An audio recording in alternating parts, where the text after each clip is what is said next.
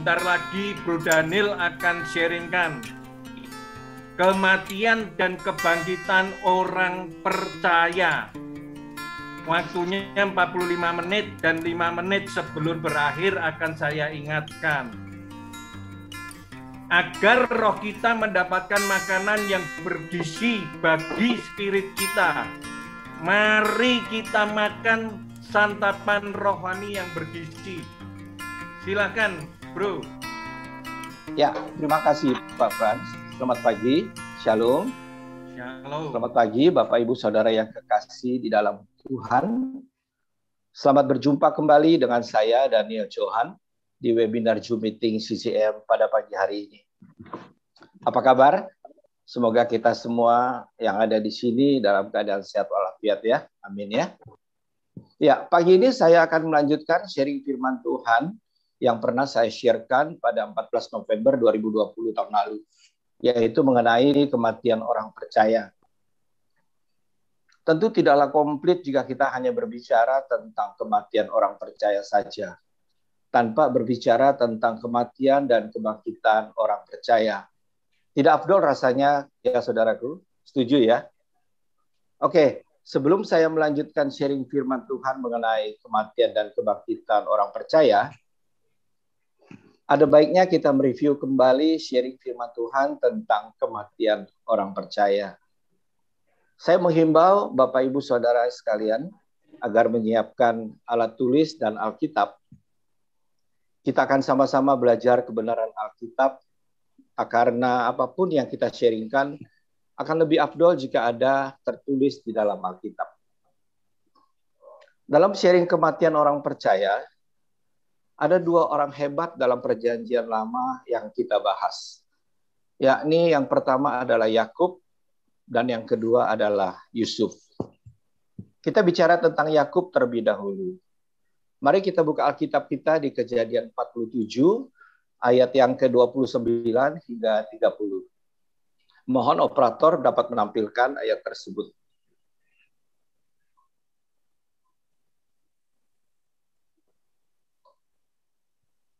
Ayat 29 dan 30. Ya.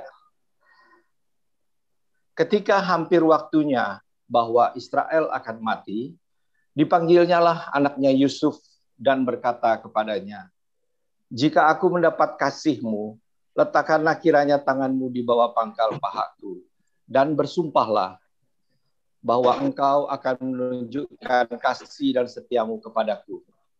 Janganlah kiranya kuburkan aku di Mesir." Ayat 30, "Karena aku mau mendapat perhentian bersama-sama dengan nenek moyangku. Sebab itu angkutlah aku dari Mesir dan kuburkanlah aku dalam kubur mereka." Jawabnya, "Aku akan berbuat seperti katamu itu."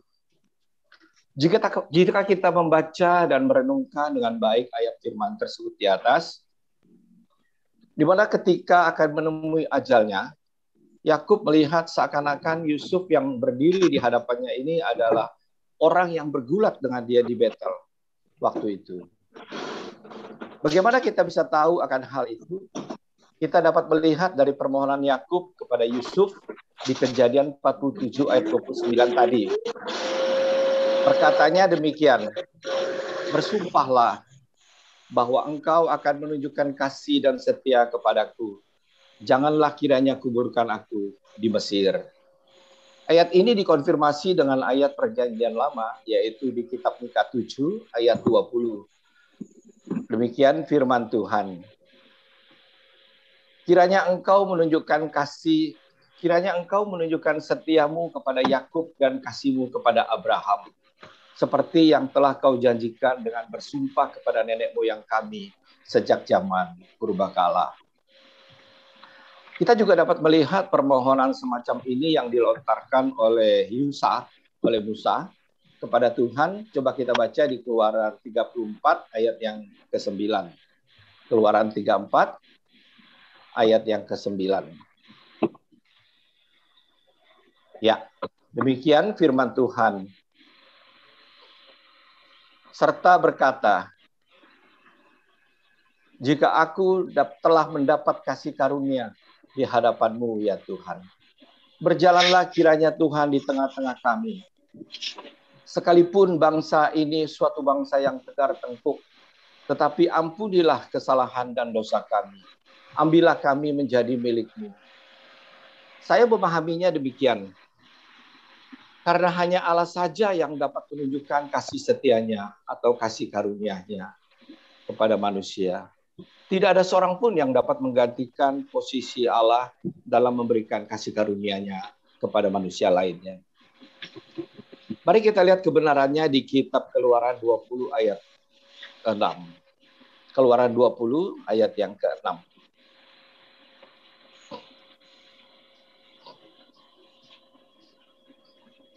Ya, demikianlah firman Tuhan.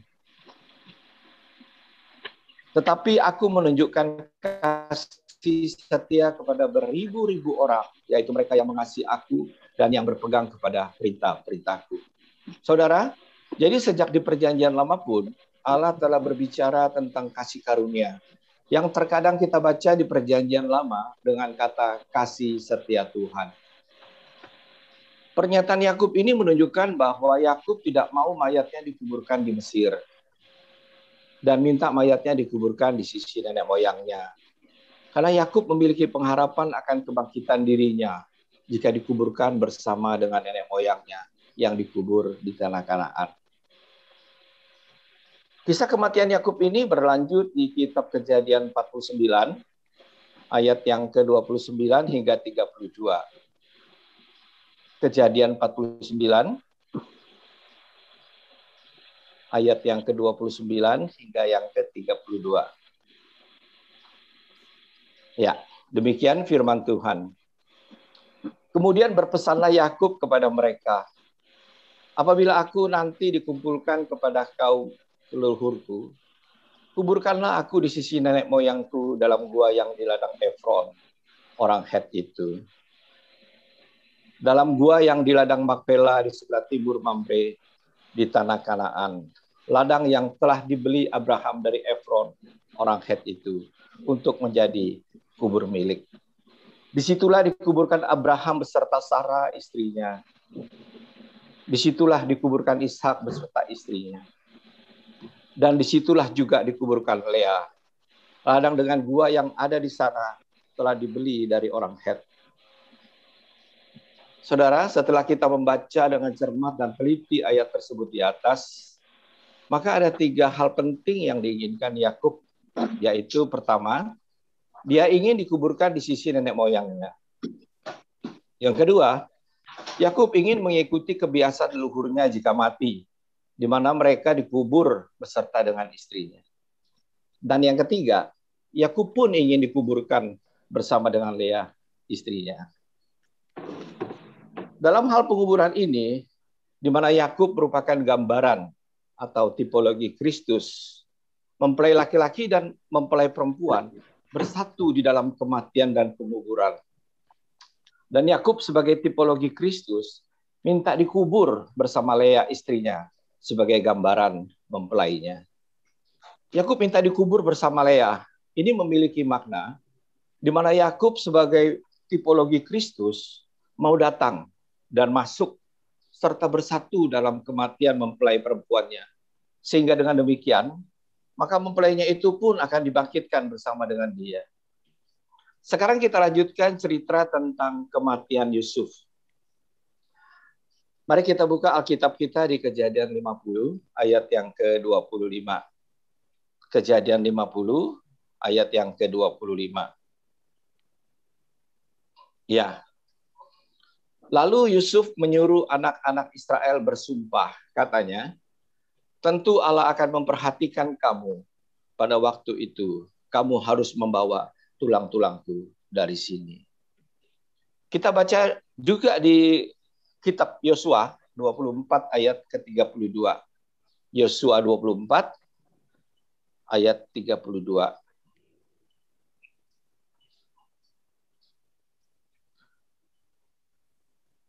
Ya.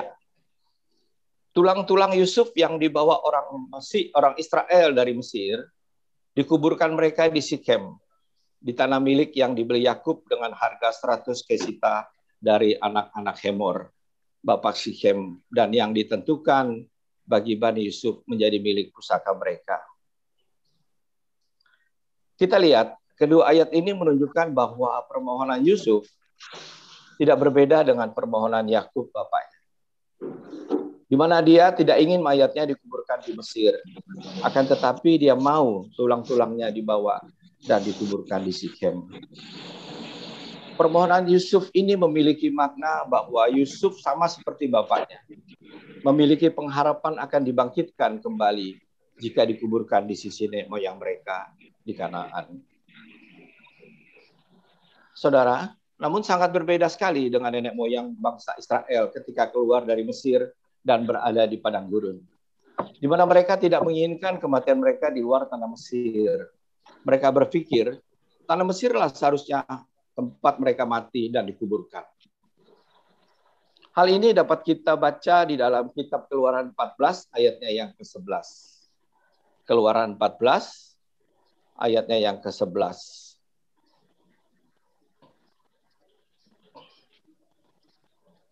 Ya, dan mereka berkata kepada Musa, apakah karena tidak ada kuburan di Mesir, maka engkau membawa kami untuk mati di padang ini? Apakah yang kau perbuat ini terhadap kami dengan membawa kami keluar dari Mesir? Mereka tidak pernah bersyukur kepada Tuhan, malah selalu bersungut-sungut kepada Tuhan. Mereka merasa nyaman dengan kehidupan lama mereka di Mesir, yaitu hidup di bawah perbudakan bangsa Mesir. Nyaman dengan kehidupan manusia adamik mereka yang bebas lepas, tanpa mereka sadari bahwa sikap itu telah membentuk karakter mereka menjadi bangsa yang bermental budak. Sehingga bangsa Israel tidak pernah dapat melihat dan juga tidak pernah dapat mengerti akan kehendak dan rencana Allah dalam hidup mereka. Di mana tujuan Allah agar mereka lepas dari perbudakan bangsa Mesir dan menjadi orang merdeka, serta mereka akan dibawa masuk ke tanah perjanjian oleh Allah. Dari kisah kematian dua orang hebat di perjanjian lama ini, yakni Yakub dan Yusuf, kita dapat mengetahui bahwa orang-orang di perjanjian lama yang percaya kepada Allah, mereka percaya bahwa setelah kematian, maka akan ada yang namanya kebangkitan orang percaya. Kita dapat melihat makna yang tersirat dari pernyataan atau sumpah mereka sebelum ajal menjemput mereka. Oke, sekarang kita masuk ke topik kematian dan kebangkitan orang.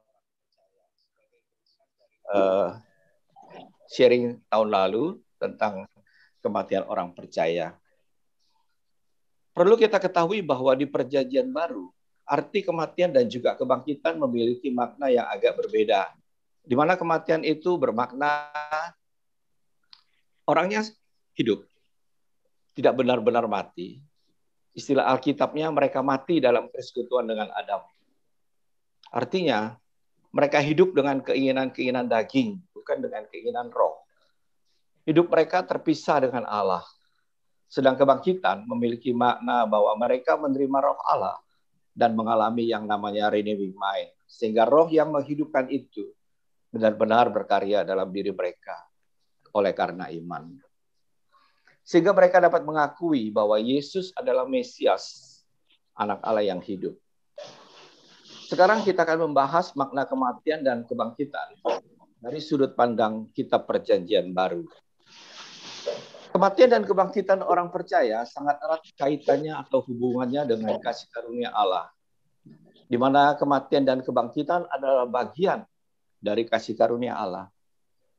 Kita akan melihat bagaimana pemberitaan Injil yang dilakukan oleh Rasul Paulus dalam hubungannya dengan kasih karunia, di mana di dalamnya berbicara tentang kematian dan kebangkitan. Mari kita buka Alkitab kita di surat Roma 6, ayat 4 hingga 8. Namun saya akan lompat-lompat saja, di mana ayat yang perlu saya bacakan yaitu ayat 4, 5, dan 8. Demikian firman Tuhan. Dengan demikian kita telah dikuburkan bersama-sama dengan Dia oleh baptisan dalam kematian, supaya sama seperti Kristus telah dibangkitkan dari antara orang mati oleh kemuliaan Bapa, demikian juga kita akan hidup dalam hidup yang baru. Ayat kelimanya. Sebab jika kita telah menjadi satu dengan apa yang sama dengan kematiannya, kita juga akan menjadi satu dengan apa yang sama dengan kebangkitannya. Kalau 4 ayat 8. Jadi jika kita telah mati dengan Kristus, kita percaya bahwa kita akan hidup juga dengan Dia. Saya melihat di dalam surat Roma 6 ayat 4 hingga 8 ini adalah semacam midras dari cerita tentang kematian Yakub yang ingin dikuburkan di sisi nenek moyangnya di Kanaan. Bahkan Yakub minta dikuburkan bersama dengan Lea istrinya. Berarti pakai air dingin dong. Baik Yakub maupun Yusuf memiliki pengharapan yang sama, bahwa jika mereka dikuburkan di sisi nenek moyang mereka di Kanaan, maka mereka akan dibangkitkan oleh Allah. Saudara, inti pokok pengajaran Rasul Paulus dalam pemberitaan Injilnya adalah dia selalu berbicara tentang kasih karunia. Dan itu akan selalu berhubungan dengan kematian dan kebangkitan Kristus. Mari kita baca surat-surat Paulus. Kita baca suratnya yang ada di Efesus 1 ayat yang kedua. Efesus 1 ayat yang kedua.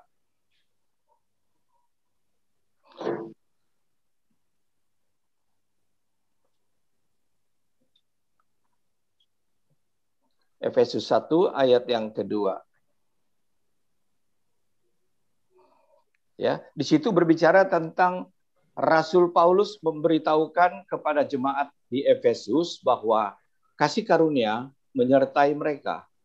Di mana sebagian besar surat-surat Paulus, dia memberitahukan kepada jemaat dimanapun saja dia berada, bahwa mereka telah menerima kasih karunia, atau kasih karunia telah menyertai mereka. Rasul Paulus sedang mengingatkan kepada jemaat di Efesus, bahwa Roh Kudus atau Roh Allah telah dianugerahkan atau dikaruniakan kepada mereka, sehingga mereka dapat hidup di dalam kebenaran Allah. Kita juga bisa lihat apa yang diberitakan oleh Rasul Paulus kepada jemaat di Efesus. Kita baca di Efesus 2 ayat 1. Efesus 2 ayat 1. Ya. Kamu dahulu sudah mati karena pelanggaran-pelanggaran.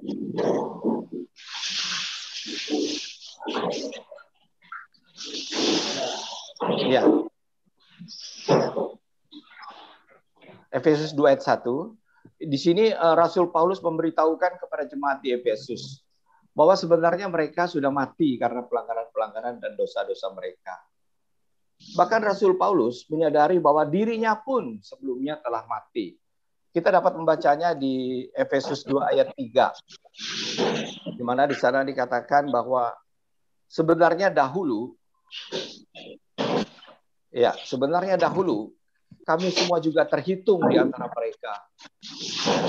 Kalau kita baca seterusnya itu, maka kita akan lihat bagaimana Rasul Paulus berkatakan sebenarnya dahulu kami ini termasuk Rasul Paulus semua ya dengan teman-temannya juga terhitung di antara mereka ketika kami hidup di dalam hawa nafsu daging dan menuruti kehendak daging dan pikiran kami yang jahat. Pada dasarnya kami adalah orang-orang yang harus dimurkai sama seperti mereka yang lain.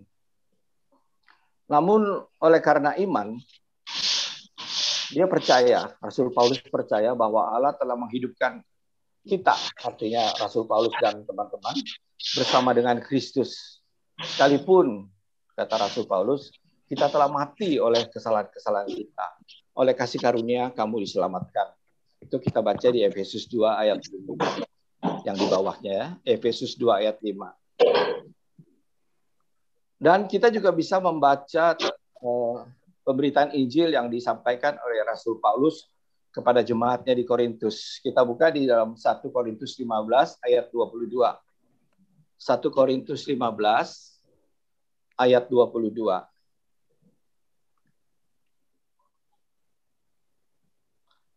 Ya, karena sama seperti semua orang mati dalam persekutuan dengan Adam. Demikian pula semua orang akan dihidupkan kembali dalam persekutuan dengan Kristus. Dan Rasul Paulus pun berbicara tentang kematian Kristus. Jadi tidak hanya kematian Adam, tapi Rasul Paulus juga berbicara tentang kematian Kristus di 2 Korintus 5 ayat 15. 2 Korintus 5 ayat 15.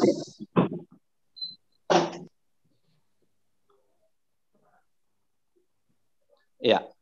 Dan Kristus telah mati untuk semua orang, supaya mereka yang hidup tidak lagi hidup untuk dirinya sendiri, tetapi untuk Dia yang telah mati dan telah dibangkitkan untuk mereka.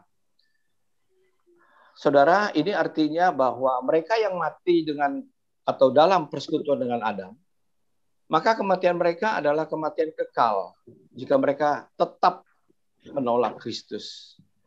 Sedang jika mereka mati dalam persekutuan dengan Kristus, maka mereka akan dibangkitkan dan hidup bersama dengan Kristus. Kita juga bisa lihat pemberitaan Rasul Paulus kepada jemaatnya di Kolose. Dia berbicara tentang pemberitahuan kepada jemaat di Kolose bahwa Kristus ada di dalam diri mereka, atau Kristus ada di dalam hati mereka. Ini menunjukkan bahwa Kristus telah menepati janjinya untuk tidak meninggalkan mereka sebagai yatim piatu. Kita dapat baca di Yohanes 14 ayat 18. Yohanes 14 ayat 18. Ya, aku tidak akan meninggalkan kamu sebagai yatim piatu. Aku datang kembali kepadamu.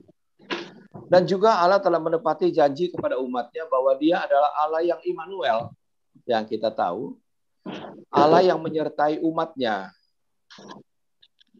Baik, sekarang kita akan membahas tentang kasih karunia lebih dalam lagi. Mari kita baca surat-surat Rasul Paulus. Ya. Kita akan buka di surat Roma 1 ayat yang kelima. Roma 1 ayatnya yang kelima. Iya. Dengan perantaraannya kami menerima kasih karunia dan jabatan rasul untuk menuntun semua bangsa supaya mereka percaya dan taat kepada namanya. Rasul Paulus telah menerima kasih karunia, memberitahukannya juga kepada mereka, yaitu jemaat di Roma, bahwa kasih karunia telah diberikan kepada semua orang dari segala bangsa di dunia ini. Hal ini tersirat dari kata menuntun semua bangsa. Bahwa kematian Kristus di atas kayu salib adalah merupakan kematian untuk semua orang. Tidak hanya untuk bangsa Israel saja, tapi juga untuk semua orang dari segala bangsa yang ada di dunia ini. Yang mana merupakan keturunan Adam, manusia pertama itu. Kita bisa baca di 2 Korintus 5 ayat 15 yang berbicara tentang Kristus mati. 2 Korintus 5 ayat 15. Dan Kristus telah mati untuk semua orang, supaya mereka yang hidup tidak lagi hidup untuk dirinya sendiri, tetapi untuk Dia yang telah mati dan telah bangkit untuk mereka.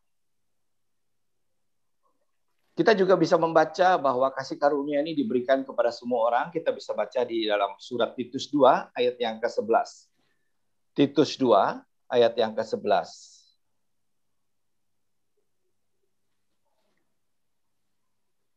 Titus 2 ayat 11. Ya.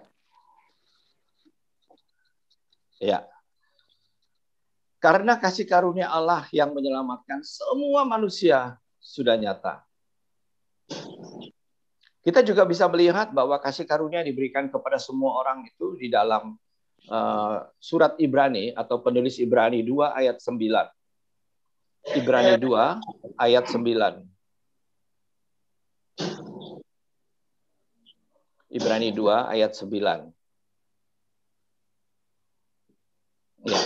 Tetapi Dia yang untuk waktu yang singkat dibuat sedikit lebih rendah daripada malaikat-malaikat, yaitu Yesus. Kita lihat, yang oleh karena penderitaan maut dimahkotai dengan kemuliaan dan hormat, supaya oleh kasih karunia Allah Ia mengalami maut bagi semua manusia. Kasih karunia yang dianugerahkan kepada manusia itu sebenarnya sudah dinubuatkan di kitab Perjanjian Lama berupa janji Allah kepada umatnya. Mari kita baca kitab Yeremia 31 ayat 33. Yeremia 31 ayatnya yang ke-33. Ya. Tetapi beginilah perjanjian yang kuadakan dengan kaum Israel sesudah waktu itu. Demikianlah firman Tuhan. Aku akan menaruh Tauratku dalam batin mereka dan menuliskannya dalam hati mereka. Maka aku akan menjadi Allah mereka dan mereka akan menjadi umatku. Karena begitu pentingnya perjanjian ini, saudaraku, sehingga ada 3 kali dituliskan di dalam Alkitab, yakni di kitab Yeremia 31 ayat 33 tadi yang sudah kita baca, juga ada di surat Ibrani 8 ayat 10 dan surat Ibrani 10 ayat 16. Biasa para teolog menyebut yang 3 kali ini sebagai extremely. Kasih karunia diberikan kepada semua orang. Alasannya karena tidak ada orang yang benar di dunia ini dan tidak ada seorang pun yang mencari Allah. Kita dapat membacanya di surat Roma 3 ayat 10 hingga 11. Roma 3 ayat 10 hingga 11.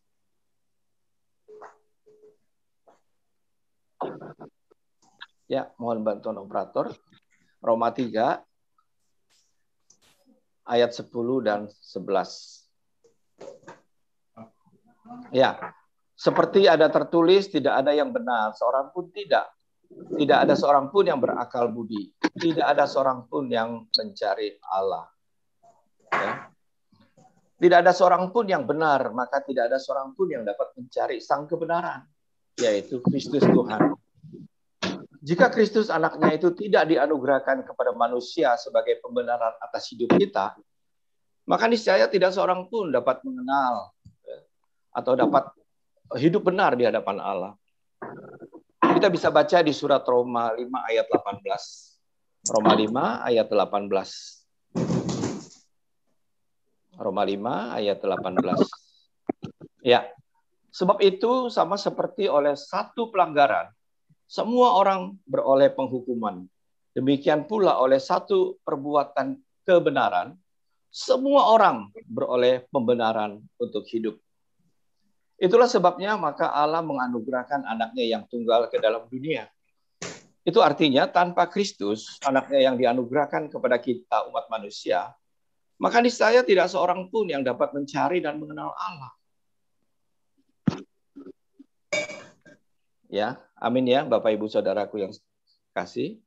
Nah, sekarang apakah seperti kematian Kristus, kebangkitan Kristus, karya keselamatan, dicurahkannya Roh Kudus, serta pernyataan Roh Allah adalah merupakan kasih karunia Allah?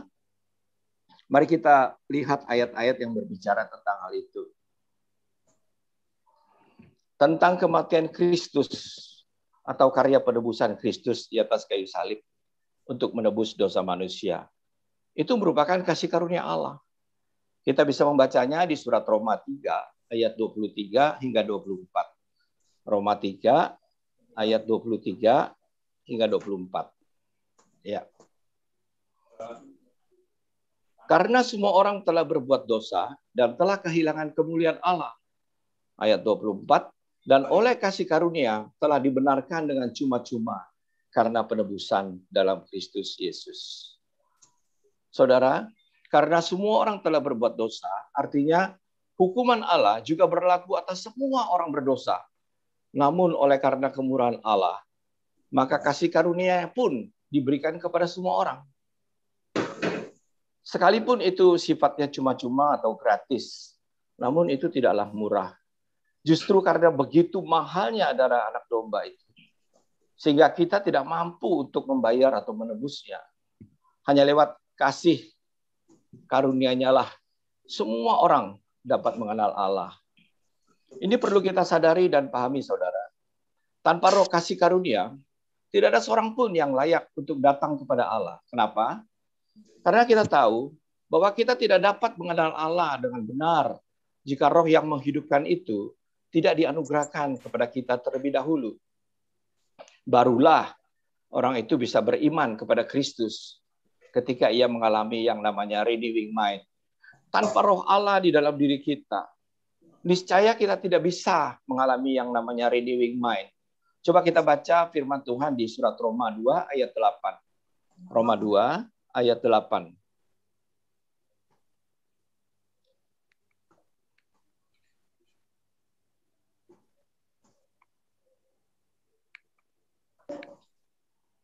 Roma 2 ayat 8 itu berbicara tentang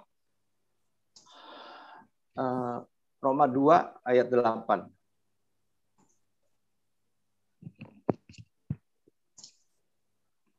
Itu benar ya? Roma 2 ayat 8? Ya, benar, Bro. Sebentar. Apa saya yang mengutipnya salah? Oh, keliru ya. Saya lupa, tapi kata-katanya seperti ini. Saya salah masuk nih. Sebab karena kasih karunia kamu diselamatkan oleh iman. Itu bukan hasil usahamu, tetapi pemberian Allah. Ya, saya lupa kutip ayatnya ya. Oke, ini artinya segala perbuatan baik atau tindakan saleh kita tidak akan dapat membuat kita selamat dan terlepas dari belenggu kuasa dosa. Oleh sebab itu mereka yang sudah ada di dalam Kristus atau ada di dalam kasih karunia-Nya, maka tidak ada penghukuman lagi buat mereka. Coba kita baca di surat Roma 8 ayat yang pertama. Roma 8 ayat 1. Ya, demikianlah sekarang tidak ada penghukuman bagi mereka yang ada di dalam Kristus Yesus. Jadi kuncinya adalah di dalam Kristus Yesus. Jadi penghukuman itu tidak akan diberikan kepada kita atau dikenakan kepada kita jika kita tetap berada di dalam Kristus. Ya, kalau di luar tentu penghukuman akan berlaku buat kita, Bapak Ibu Saudara sekalian. Karena kita telah menerima kelimpahan kasih karunia dan anugerah kebenaran, sehingga kita hidup. Ya, kita bangkit. Mari kita baca di surat Roma 5 ayat yang ke-17. Roma 5 ayat yang ke-17. Ya. Sebab jika oleh dosa satu orang, maut telah berkuasa oleh satu orang itu, maka lebih benar lagi mereka yang telah menerima kelimpahan kasih karunia dan anugerah kebenaran akan hidup dan berkuasa oleh karena satu orang itu, yaitu Yesus Kristus. Kasih karunia dilimpahkan kepada semua orang. Mari kita baca di surat Roma 5 ayat 15. Roma 5 ayatnya yang ke-15. Ya. Tetapi kasih karunia Allah tidaklah sama dengan pelanggaran Adam. Sebab jika karena pelanggaran satu orang, semua orang telah jatuh di dalam kuasa maut, jauh lebih besar lagi kasih karunia Allah dan karunia-Nya yang dilimpahkan kepada semua orang karena satu orang, yaitu Yesus Kristus. Saudara, memang dibutuhkan keberanian untuk dapat menerima rahmat dan menemukan kasih karunia. Hal ini dinyatakan oleh penulis Ibrani di dalam surat Ibrani 4 ayat yang ke-16. Kita buka Ibrani 4 ayatnya yang ke-16.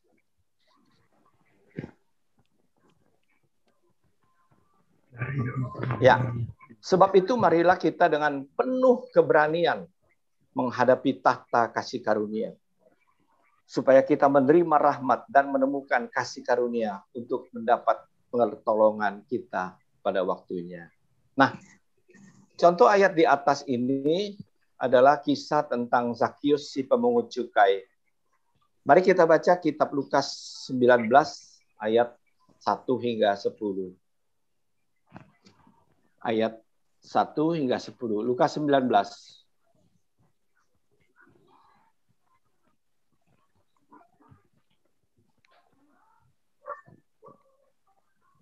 Lukas 19 ayat 1 hingga 10. Ya, perikopnya adalah Zakius. Yesus masuk ke kota Yeriko dan berjalan terus melintasi kota itu. Di situ ada seorang bernama Zakius, kepala pemungut cukai, dan ia seorang yang kaya.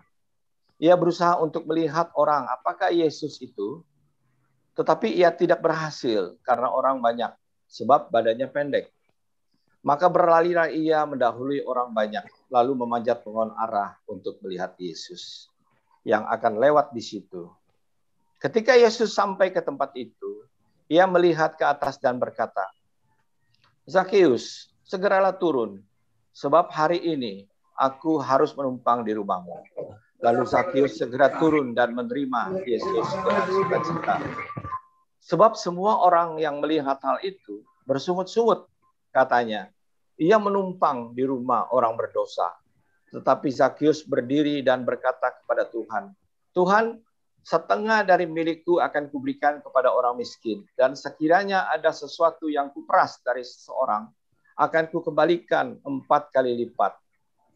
Kata Yesus kepadanya, hari ini telah terjadi keselamatan kepada rumah ini, karena orang ini pun anak Abraham. Ayat ke-10, sebab anak manusia datang untuk mencari dan menyelamatkan yang hilang.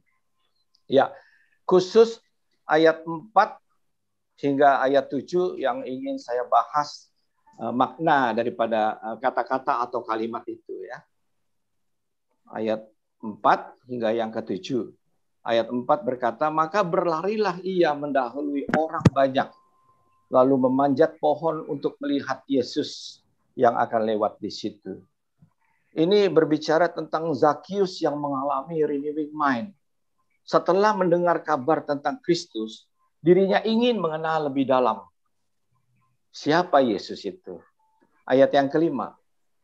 Ketika Yesus sampai ke tempat itu, ia melihat ke atas dan berkata, Zakius, segeralah turun, sebab hari ini aku harus menumpang di rumahmu.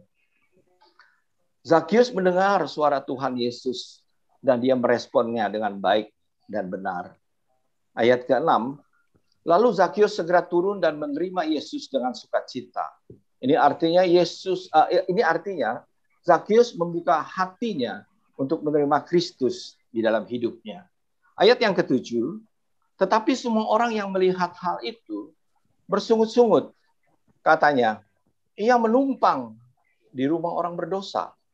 Nah, setelah saya renungkan ayat ini memiliki makna ya yang dalam.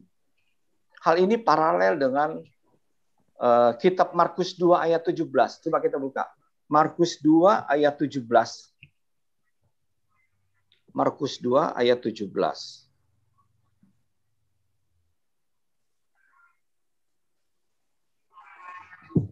Ya, di sana berkata, Yesus mendengarnya dan berkata kepada mereka, bukan orang sehat yang memerlukan tabib, tetapi orang sakit.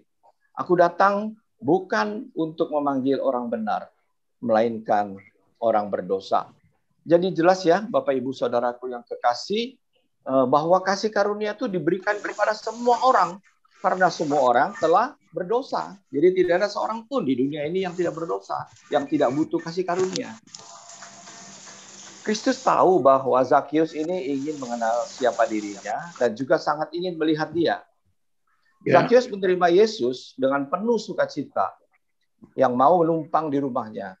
Ayat yang paralel dengan hal ini adalah, mari kita buka di kitab Wahyu 3 ayat yang ke-20. Wahyu 3 ayat yang ke-20.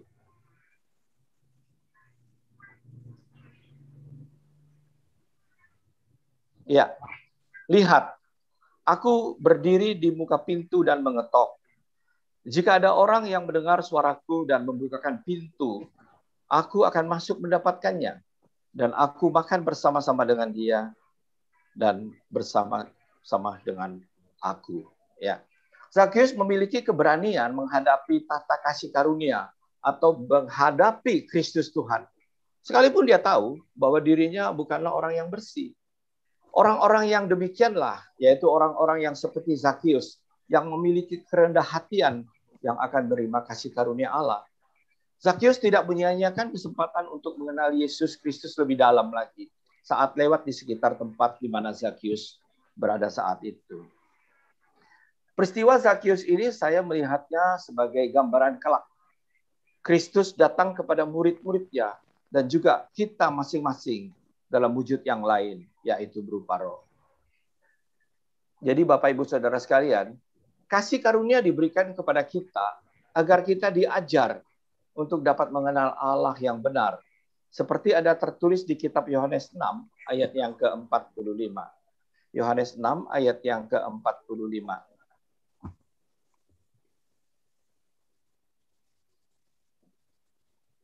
Ya. Ada tertulis dalam kitab nabi-nabi dan mereka semua akan diajar oleh Allah. Dan setiap orang yang telah mendengar dan menerima pengajaran dari Bapa datang kepadaku. Di kitab nabi-nabi perjanjian lama ada tertulis tentang hal ini, yaitu di kitab Yesaya 54 ayatnya yang ke-13. Yesaya 54 ayatnya yang ke-13.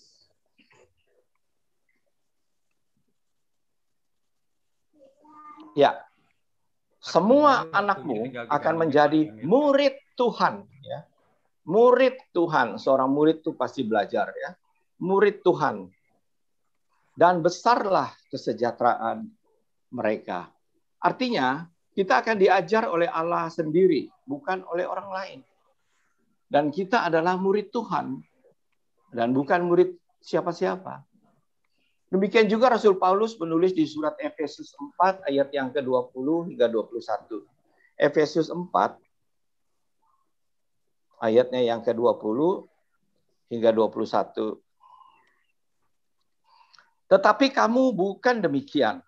Kamu telah belajar mengenal Kristus karena kamu telah mendengar tentang Dia dan menerima pengajaran di dalam Dia menurut kebenaran yang nyata. Ya.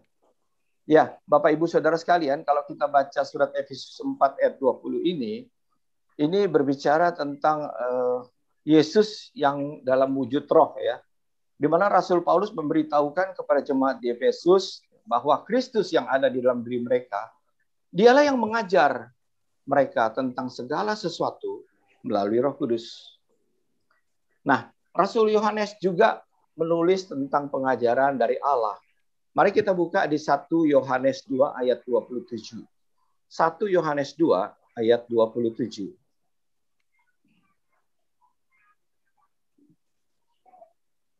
Pak Daniel. Ya. Bisa 1 Yohanes 2. Pak Daniel. Ya. Bisa dipercepat. Ya, oke. Ya, karena waktunya udah habis ya. Silakan. Ya, sebab di dalam diri kamu tetap ada pengurapan yang telah kamu terima daripadanya. Karena itu tidak perlu kamu diajar oleh orang lain, tetapi sebagaimana pengurapannya mengajar kamu tentang segala sesuatu, dan pengajarannya itu benar, tidak dusta, sebagaimana ia dahulu telah mengajar kamu. Demikianlah hendaknya kamu tetap tinggal di dalam Dia. Artinya, sejak kita menerima Roh Allah atau Roh Kudus yang menghidupkan itu, maka hanya Roh Kuduslah yang bisa mengenalkan kita tentang Kristus. Maksudnya kita hanya dapat mengenal Kristus melalui pengajaran Roh Kudus. Hendaklah kamu tetap tinggal di dalamnya. Ini berarti kita tetap hanya mengandalkan pengajaran Roh Kudus saja dan bukan pengajaran orang lain. Lalu yang kedua, Rasul Paulus berbicara tentang kebangkitan Kristus atau hidup yang kekal. Ini merupakan kasih karunia juga. Kita bisa lihat di Roma 5 ayat yang ke-21. Roma 5 ayat yang ke-21. Saya langsung baca saja ya. Supaya sama seperti dosa berkuasa dalam alam maut, demikianlah kasih karunia akan berkuasa oleh kebenaran untuk hidup yang kekal oleh Yesus Kristus Tuhan kita. Yang ketiga, tentang karya keselamatan. Ini juga merupakan kasih karunia Allah. Kita bisa membacanya di surat Efesus 2 ayat 5 dan 8. Demikian firman Tuhan. Ayat yang kelima, telah menghidupkan kita bersama-sama dengan Kristus, sekalipun kita telah mati oleh kesalahan-kesalahan kita. Oleh kasih karunia, kamu diselamatkan. Ayat 8, sebab karena kasih karunia, kamu diselamatkan oleh iman. Itu bukan hasil usahamu, tetapi pemberian Allah. Iman akan timbul jika kasih karunia Allah dianugerahkan kepada manusia terlebih dahulu. Ini kuncinya. Jadi iman itu tidak akan bisa muncul tanpa kasih karunia itu diberikan kepada manusia oleh Allah terlebih dahulu. Terus kemudian yang keempat, tentang dicurahkannya Roh Kudus. Ini juga berarti kasih karunia Allah. Kita bisa baca di dalam surat Roma 5 ayat yang kelima. Demikian firman Tuhan. Dan pengharapan tidak mengecewakan karena kasih karunia Tuhan atau Allah telah dicurahkan di dalam hati kita ya oleh Roh Kudus yang telah dikaruniakan kepada kita. Dan yang kelima, tentang penyertaan Roh Allah. Itu juga merupakan kasih karunia. Kita bisa lihat di dalam Lukas 1 ayat 30. Demikian firman Tuhan. Kata malaikat itu kepadanya, jangan takut, hai Maria, sebab engkau beroleh kasih karunia di hadapan Allah. Inilah sebenarnya Injil kasih karunia di mana Rasul Paulus selalu mengingatkan kepada jemaat dimanapun saja dia berada, bahwa mereka telah menerima kasih karunia atau kasih karunia telah menyertai mereka. Di dalam pemberitaan Injil, dia selalu berbicara tentang kasih karunia, kematian, dan kebangkitan Kristus. Injil kasih karunia selalu diberitakan oleh para Rasul Kristus, baik itu Rasul Paulus, Rasul Petrus, maupun Rasul Yohanes, di dalam setiap surat-surat mereka. Nah, pertanyaannya sekarang, bagi kita orang percaya saat ini, apakah kita masih perlu memiliki pengharapan seperti nenek moyang bangsa Israel agar dapat memperoleh kasih setia Tuhan untuk dipersatukan dengan Allah? Tentu saja tidak ya, saudara. Karena Kristus telah menggenapi janjinya untuk bersatu dengan kita, mempelainya, tubuhnya, jemaatnya, atau gerejanya. Bagi mereka yang telah melihat, mendengar, dan mengerti tentang Allah, atau mereka yang telah mengalami renewing mind, karena telah mendengar pengajaran dari Allah, tentu mereka tidak perlu lagi pengharapan akan hal ini. Karena realita Kristus sudah ada di dalam diri mereka. Dia sudah bertahta sebagai raja di dalam diri kita. Dia sebagai kepala dan kita sebagai tubuhnya. Amin, saudaraku. Demikianlah sharing firman Tuhan yang dapat saya sampaikan pada pagi hingga siang hari ini. Tuhan Yesus memberkati. Amin. Terima kasih, Bro Daniel, atas pemaparan firman-Nya. Sehingga Roh Kudus memperbaharui pola pikir kami semuanya. Amin. Sekarang Bro Daniel saya persilahkan untuk istirahat sejenak. Sebelum masuk ke sesi tanya jawab, saya informasikan audiens yang baru pertama kali bergabung dan yang ingin mendapatkan info undangan fellowship selanjutnya dapat meninggalkan nomor WhatsApp di room chat. Terima kasih.